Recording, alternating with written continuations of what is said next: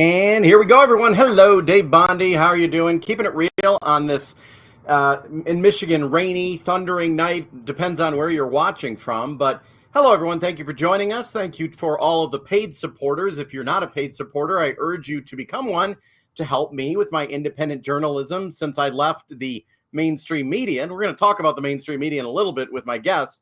I had him on before, so this is the first guest that I've had on twice, but it's well worth it. Ian Murphy is the owner of a restaurant up in northern Michigan, Gaylord, Michigan, for those of you who know the area. And he's been outspoken against the government, the pandemic, the lockdowns, and so forth. I'm going to bring him up on the screen right here. Hello again. Good to see you. Hey, Dave. How's it going? It's great. And I just want to start by saying I put a tease on Facebook, or a promotion that we're going to be doing this today. And on Twitter, people were coming after me, coming after you. And a lot of people were messaging me and saying, not many, I need to forget about this. This is the past.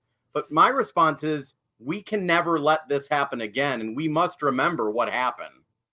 You know, I agree in part. The COVID stuff, we definitely need to get over. We've got to get past it.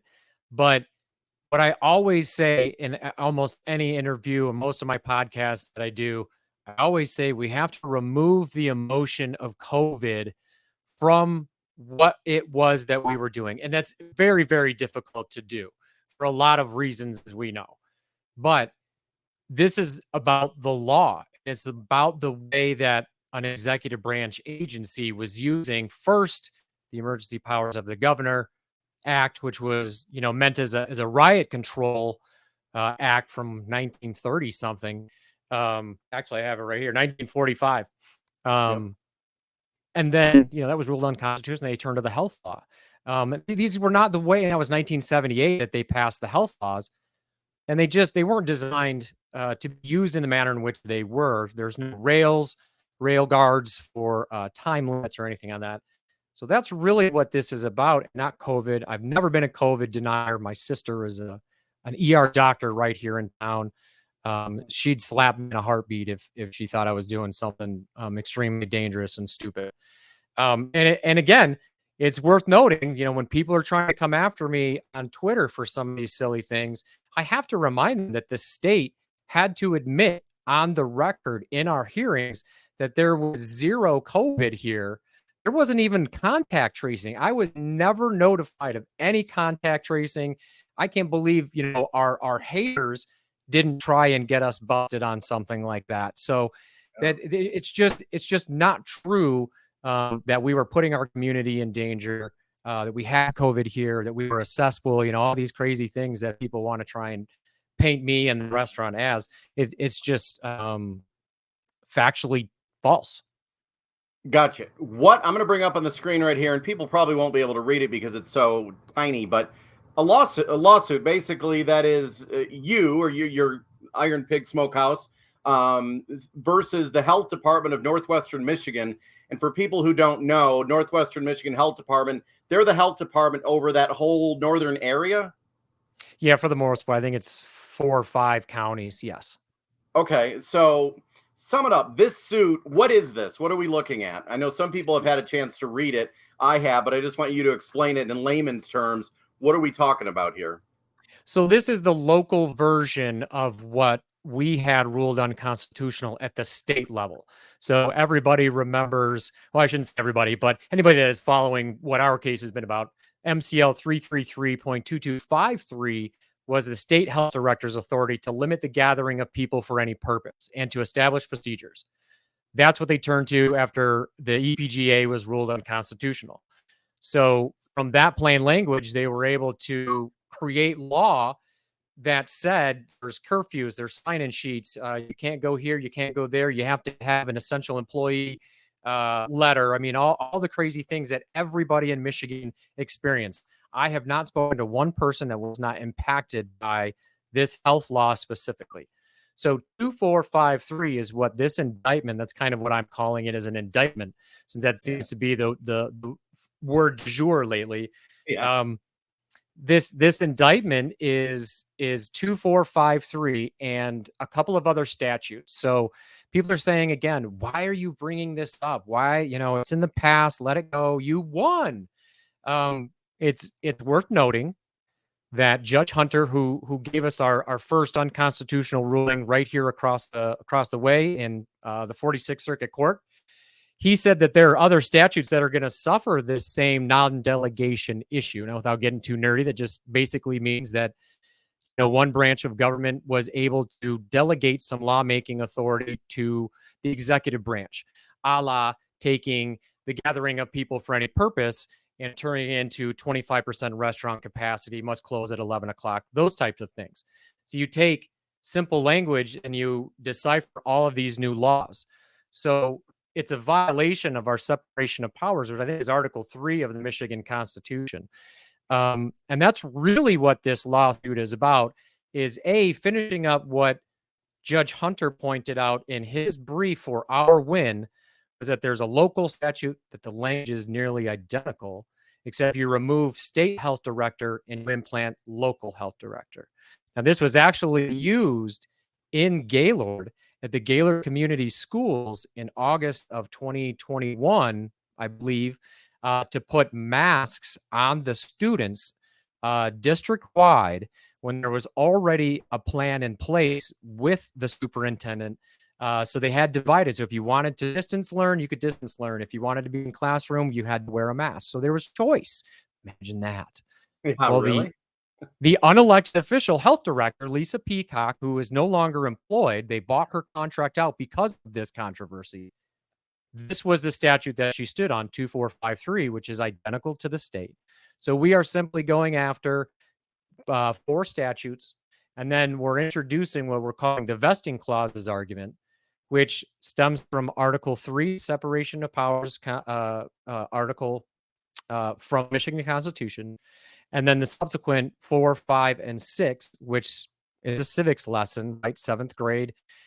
It vests, we the people vest the power of lawmaking in, of course, I'm paraphrasing, lawmaking ability in the legislature. The judicial branch interprets those laws, and then the executive branch is vested with the power to execute those laws. And the problem has been, for all of COVID and everything in the shutdowns, they were unilaterally in one branch making law and enforcing law. And we always make the comparison. It's like the state police just decided this morning to change the speed limit on I-75 up north here is 75. Well, now you get pulled over doing 55, and they said, well, I changed the law this morning. The cop says, well, you can't do that. The legislature has the ability to do that. So, I mean, it is that simple. And when you look at the plain language in the vesting clauses, which I think are it's section 2 of 4, 5, and 6, right? The legislative, executive, and judicial branches. So it is a very, very basic argument. And we're saying that there is no permissible delegation from the legislative branch to the executive branch. And that's what the 1978 public health law did. Let's say you win this. What impact? That'll have an impact statewide then. It will. It will. So it has been used in other areas as well. There's ongoing litigation, Kalamazoo and Comstock. These are school mask related cases. The school code suffers from some of the same issues as far as delegating authority to the schools, which is under the executive branch. Myosha, there's a case going on in Alpena that is challenging a similar statute within the Myosha rules. So the executive branch agencies, a lot of people don't know, they have their own judicial branch within the executive branch, administrative law, as they call it. So those were the folks that took my liquor license. The Liquor Commission has their own judicial law branch. The Department of Agriculture, MDARD, and then also MDHHS also fined me, tried to get me for $5,000, and that's what Judge Hunter overturned. Yeah, I think a lot of people were excited when I know the Mackinac Center was involved in several others. The Supreme Court ruled that Governor Whitmer's executive orders were null and void, but then all of a sudden she found a way around it by going with the health departments, correct, or the state MDHHS orders. Yeah. So what a lot of people don't know is there's actually three ways that three levers, if you will, that the governor had at her disposal for an emergency. The first layer, which gives her the most authority unilaterally, was the Emergency Powers of the Governor Yeah. Act. And the Supreme Court ruled that unconstitutional because Yep. there was no limitation on it. She could do whatever she wanted for as long as she wanted. And they disputed some very plain language in that, and I forget exactly what the language was, and I have it written down somewhere. Reasonable and necessary. If the governor reasonable and necessary, they determined was such broad language, unconstitutional. So at the same time, they issued health orders under 2253 and 2453. And then they also issued orders under the Emergency Management Act, which is intact today. And what that is that gives her a lot of authority to do basically whatever she wants, or he. And it has local implications as well. But the difference there is you have 28 days to reauthorize another week or 2 weeks or 28 days. You have to go in 28-day tranches, but you have to go back to our elected officials, our legislature, Okay. to authorize 28 days more of restaurant lockdowns or 6-foot distancing or whatever it happens to be for whatever new epidemic it is. And it's worth noting that there are a lot of epidemics. Loneliness is a top epidemic by the CDC. I'm not even kidding you. How do you even Well, obesity, we know, is one of them. Vaping is one of them. So they could issue any kind of mandate under 2453 if they wanted to in the local level. So that's really what we're looking at, is just taking out these additional statutes and then introducing the vesting clauses, which we hope has the impact of reining in what we call the fourth branch of government, which is the administrative state. this, and maybe a stupid question, but this suit, could that impact what you just talked about, even though it's a local issue? Absolutely. Yeah. Absolutely. Um, it's a very, very simple argument when you look at what the language is in each of the three articles and then the separation. It says vested. And when you talk about divesting, which is what would delegating power would be, and if you go back, it's tough because you get into these cases, these law cases, and they get a little nerdy, and you have to go back and say, well, in recertified questions, that was a non-delegation violation. Oh, okay. Your eyes want to roll back in your head when you say that. And basically it's just saying that, it was not a permissible delegation of authority to this branch. This count 5 in this indictment now says the plain language in our own Constitution, there is no such thing as a permissible delegation, period. Wow, you probably you're not a lawyer, but you probably could become one with all the knowledge you're gaining over the past 4 I am years. fortunate to have an amazing attorney that, from the beginning, we've always joked that we've got to break this stuff down so the guy on the other side of the bar or gal on the other side of the bar can understand what it is that we're doing, because it's purposefully meant to be confusing. It's Oh yeah. almost impossible to represent yourself in court anymore these days, especially with these agencies, because to be honest, Dave, in a lot of these administrative law hearings, these judges are actually, all of these judges are appointed, but in the majority of these cases, yes, that is key. Huh. Versus our judicial branch, they're elected. Sometimes they are appointed in the judicial branch under special circumstances, but by and large, we elect those in the judicial branch. Administrative law judges are not. They're appointed, and guess who they're beholden to? You want to keep your job, staying at home, doing court via TV during the pandemic, you're not going to become what we were calling the COVID judge. We thankfully did have a good judge at one point, but he was an administrative law judge. I remember as a reporter, I forget the department with the who handles the liquor license. Is that the That's a liquor commission, liquor commission? MLCC. They would send out news releases every week with all these businesses that were being fined or shut down or whatever, and we Imagine ran that. and the station would just run it as if it was what they wrote in the news release. And then we would call some of them, and it wasn't exactly like the news release said. It was a big PR game. That's what it was on behalf of the state. It was public relations, political, and they were playing with people's lives who now, many of them are out of business. Yeah, 100% it was. All the way around. I mean, what I experienced from, a PR standpoint from them, I mean, I get all their emails from the Liquor Commission, from their advocacy groups, all that stuff. And top of the pops So is, you were seeing who you were seeing all those news releases that we were getting. You were signed up to their news list. You were seeing them all. absolutely. And not just there, but they were specifically driven to the other licensees as well. It's like and it's worth noting that the Iron Pig had the longest liquor license suspension in the state. Nobody should be surprised by that, although we paid a mere $600 fine. So what does that tell you? It's There, meant to well, I mean, be a punishment. It's meant to be held out as an example of how dare you question authority.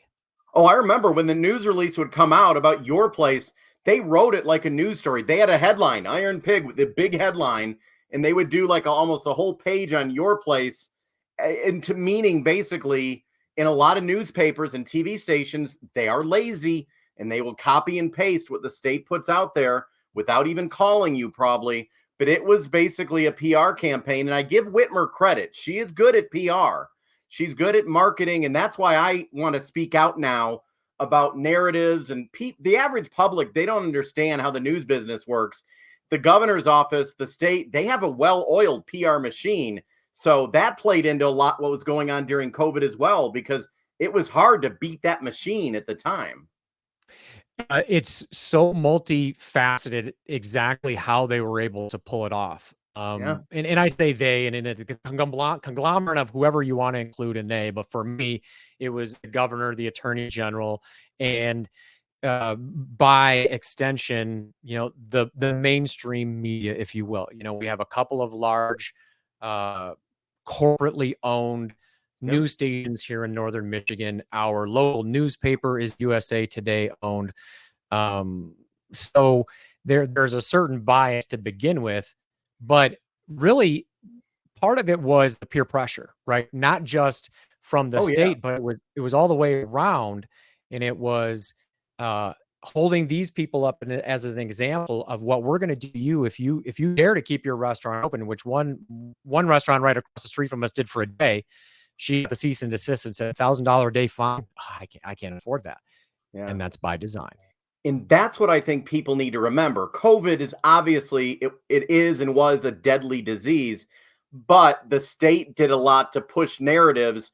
Another show I'm going to have is how they basically used the death of an infant at one point to make a narrative that really wasn't real. There was a baby that had died in the Upper Peninsula, and the governor and the MDH at Dr. Khaldun came out and said this child died from COVID. Well, my station actually let me challenge it, and I interviewed a medical examiner and people up north. The child was about to die from some horrible disease that the child had, caught COVID at the last minute and died. So the child didn't, it wasn't COVID that killed the child, but the governor, Dr. Khaldun, never mentioned that in a news conference. And when I heard that, that set me off. And that put me on a mission it made me realize 100% it's politics. Yeah, there's a saying I'm kind of fond of. There's a difference in degree and a difference in kind. And that's kind of what has happened with some of these COVID statistics. We know whether you died from or died with. Yes. Um, and and a lot of these things I've tried, I had a meeting for parents after the local health director issued the school mask mandate case. Had so many parents that were rightfully upset. And I said, listen, I have a little bit of experience with what's going on. Hosted a meeting for them. And I said, listen, these are things you got to watch out for. But really what it comes down to is they have so many of these levers that they can use, and peer pressure is one of them. And it was wildly successful from Oh, almost every angle. I mean, I got review bombed like crazy I during bet. all of this. And you can see it coming a mile away. Yeah. And that's, in the summer of 2020, that's kind of when we knew that, the essential employee moniker for restaurant employees was dead, when we had people giving us terrible reviews where we didn't even order any food because as soon as we walked in, we saw a patron without a mask on, or one employee without, or unemployee without a mask on. And it just, it got worse from there. And I'm like, okay, the second shutdown, this is going to be nothing like the first one, Yeah. which we stayed closed through. It just wasn't going to be the same, and it turned out to not be the same at all. The suit versus the health department. I remember back in the day in the newsrooms, it was getting so confusing. Genesee County was allowing this. Saginaw County was allowing this. Saginaw County allowed. They were little not as intense, but Genesee County, my God, at one point the schools, it was getting bad. And you had to look as to what county you were in. The state was divided into little pods where there were rules every different place you went. I had no idea what the hell was going on, and it depended on the county. It is a great lesson in public health policy. It is a great lesson in how the availability of power can be abused. And that's ultimately what we're trying to tamp down, is this ambiguous language, imminent threat or danger. There was never once COVID in my restaurant, but yet I was prosecuted and nearly jailed at 10:30 at night for a now unconstitutional health order. Health order. It's bonkers. Yeah, So it's and time to rein this stuff in. this is why, I mean, myself, I'm 48 years old. We could have this 50, 100 years from now. It could be easy for you just to forget it and go back to business, but it seems like you're doing this not just for yourself, obviously. Yeah, I mean, it's easy. There's a lot of people that are saying, well, you're just doing it for PR. It's like, okay, so now I'm litigious for marketing purposes. Like, that's just silly. I even have people accuse me of having my legal fund paid by a third party. That has never been the case. Obviously, these are people that have not been following what's been going on with the Iron Pig for the last 3 years, and the thousands of t-shirts that we sell, all the gift cards that we sell. I've never once had a GoFundMe account. We sell an NFT project as part of a fundraiser. Um, things couldn't be so further from the truth, but these are folks that don't really want to be, they don't have their minds changed. They want to argue their point until they feel like somebody's going to relent. Someone in the comments just now said they saw all of the negative reviews. They say I don't know their name. This whatever it is. They say I saw a bunch of bad reviews on his restaurant. It was crazy. I wondered how much of it was crap. Most of it was probably all just the haters coming out.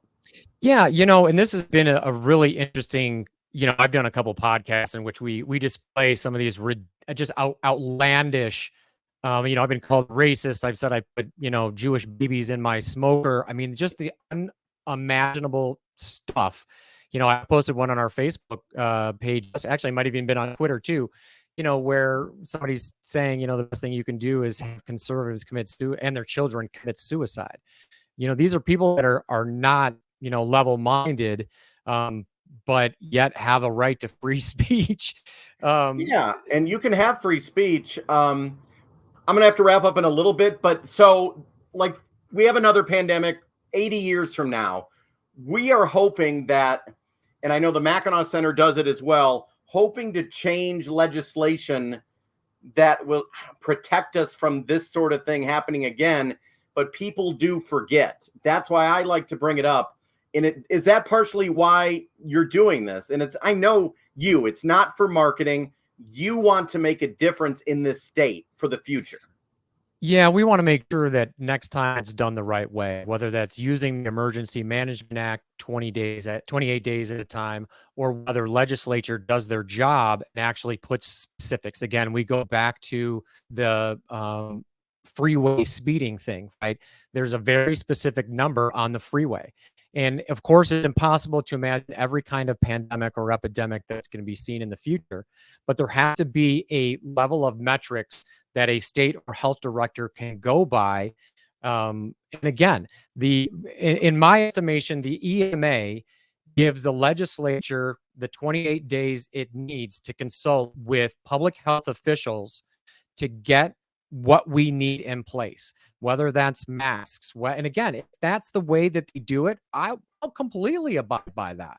And It's this is just not the way that they did it before was completely out of line, and it destroyed 3,000 restaurants. We haven't even talked about the other businesses. Yeah, and this is not, it should not be political, because whoever is in power, I don't care if it was Republicans in power, Democrats in power, I would not, one governor, no matter what party they belong to, I do not want them to be a king.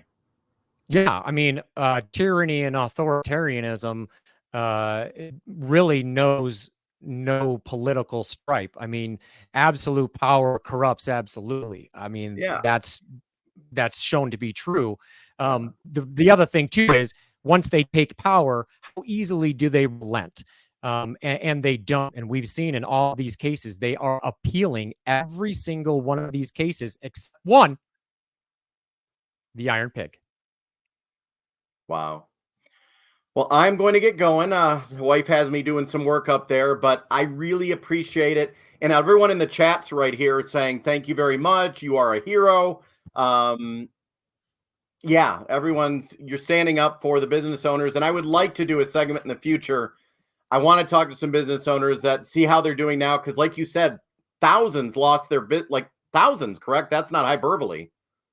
No, not at all. 3,000 at least. And that's an easy conservative number. And stories that I'm hearing are just, we're trying to put together a class action lawsuit. And I just heard a story the other day Nice. where a gentleman committed suicide because he lost his restaurant. Oh my That's God. the first time I had heard anything like that. And that just broke my heart. This woman is relaying this story about her son to me. And that's another thing I'm focusing on: mental health. We last year alone 50,000 suicides, and we're not focusing. I'm going off on Sounds the media. Sounds like an epidemic to me. Yeah, I mean, the media is spending 24/7 on Trump, which it's a big deal, but there's a lot of other big issues going on in this country.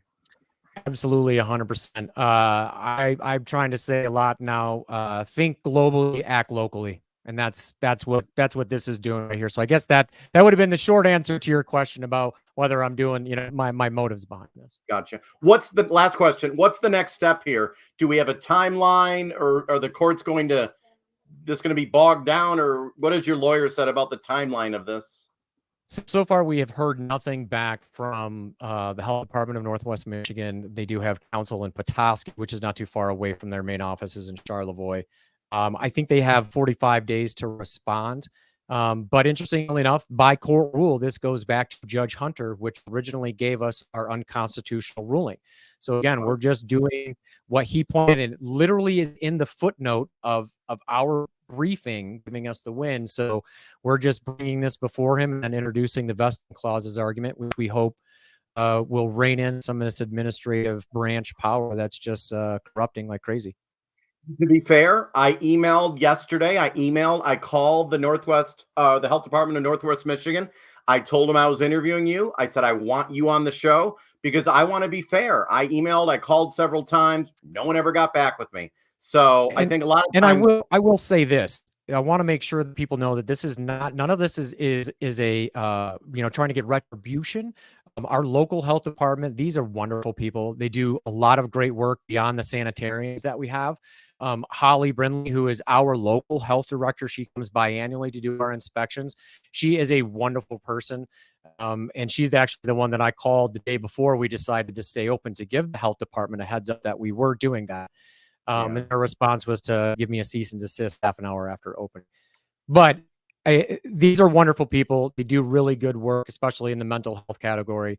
So it's not, I'm not trying to admonish any of them. It just so happens that their names were on the cease and desist that has prompted this litigation. Gotcha. I appreciate you. Keep me up to date, and we'll continue to have fun on Twitter. Hey man, thanks for having me on again. I'm proud. 2 is my lucky number, so thanks for having me on for being your second guest. A second guest, you know what I mean. I appreciate it, Dave. Thank you so much. Okay, sir. Have a good night. Thank you very much. Thank you. Thank you, sir. Okay, there you go. Great guy. Yeah, awesome interview right there. And like I said, he was almost jailed and arrested because of what happened during the pandemic. Real quick, I want to get some breaking news that is just coming out. And then I'm going to have to get going. I literally have to get going. Let me give this breaking news that we are just coming in from Hunter Biden. And you are probably not going to be happy about this. Some of you won't be happy about this. Let me bring this up on the screen right here. Where is it? Here it is. What happened? Okay, take a look. Right, that's not it. Anyway, let me tell you, charges have been dropped against Hunter Biden. Let me take it off the screen. This just in, tax charges from the Hunter Biden plea deal have been dismissed by a federal judge in Delaware. So the charges against Hunter Biden have been dismissed by a federal judge. That is just coming in just right now. Charges been dismissed against Hunter Biden. That is a big deal just coming out right now. So it looks like he is off the hook when it comes to that. A special counsel is still under investigation, but will there be any charges in the future? Probably not. Hunter Biden most likely going to get away with that. Okay, I got to get going, everyone. Talk to you later. You want to say hi? My wife's in the distance. I'm going to get going. Thank you very much for watching, everyone. I really appreciate you. For those of you who are brand new supporters, are any of you out there brand new to my community? If you are, I really would like to grow this community, because the more people I have on locals, the more I can do. Click that link that I have down there at the bottom of the screen, davebondy.locals.com/support. Copy and paste that link on your Facebook page, on your social media. Copy that link on the screen, post it on your social media, and ask people to follow. If I can get up to 1,000 followers, I'm at about 700 now. If I can get up to 1,000, I will add more shows, more content. I'm going to get going, everyone. I have somewhere to be right now, but I hope you like the interview, and I will talk to you later. Have a good night.